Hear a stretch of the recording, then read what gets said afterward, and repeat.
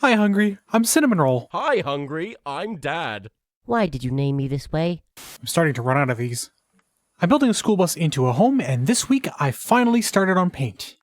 Before that, I had to do yet more prep work, so let's breeze through that first. First, I finished sanding the galvanized steel that I started on last week using a random orbital sander with 120 grit sandpaper.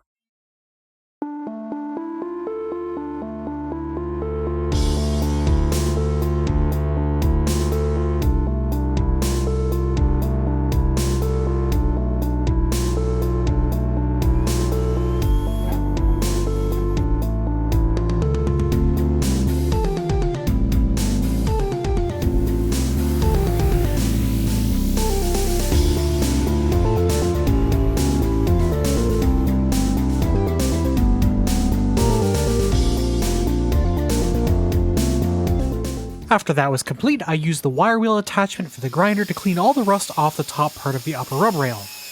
I needed to do this because the paint was starting to chip off and sanding it didn't smooth it out all the way. After that was done, I made a pass over it with the sander to smooth out any lumps or ridges.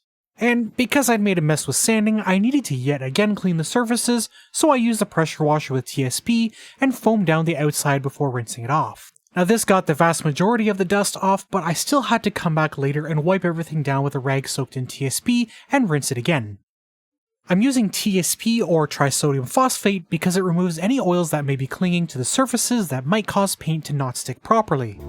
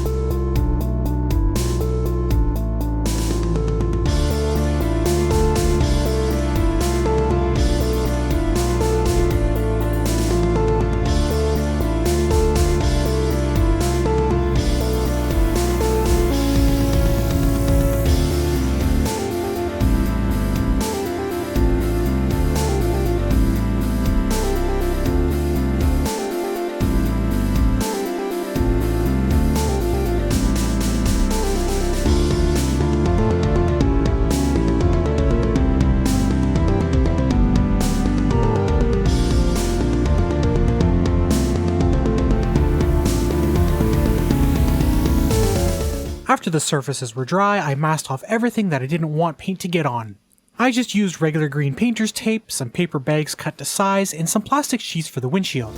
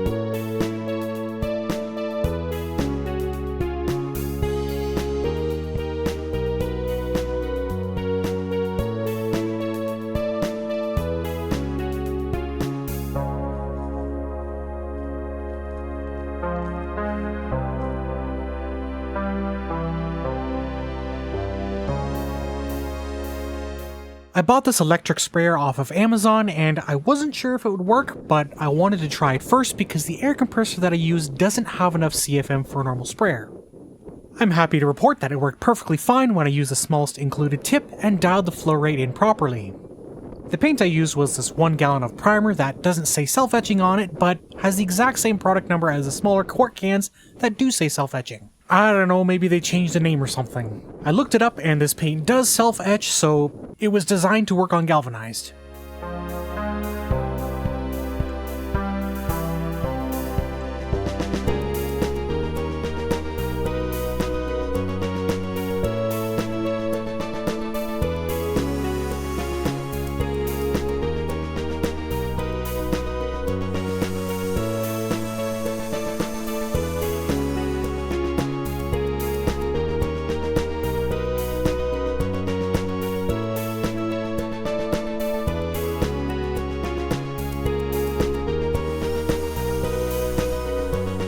So I started painting and quickly realized that I was going through the paint pretty quickly.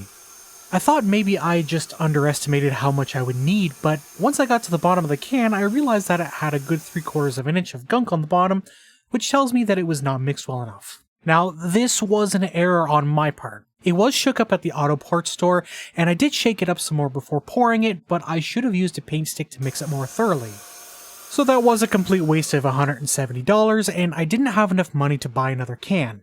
So instead what I did was focus on painting the areas where the body filler needed to be covered up, and then did as much as I could before I eventually ran out completely. I'm a little bummed about it, but I mean, live and learn. Next time I'll make sure that I mix the paint properly so that I get proper coverage.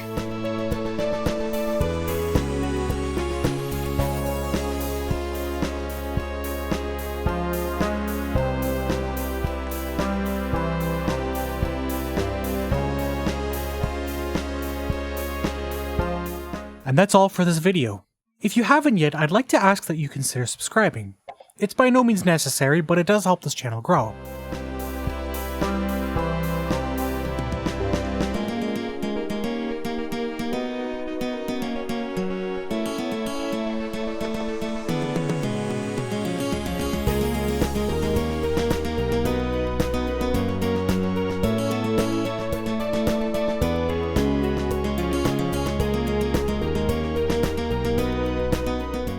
Thank you so much for watching, enjoy your day, and I'll see you next time.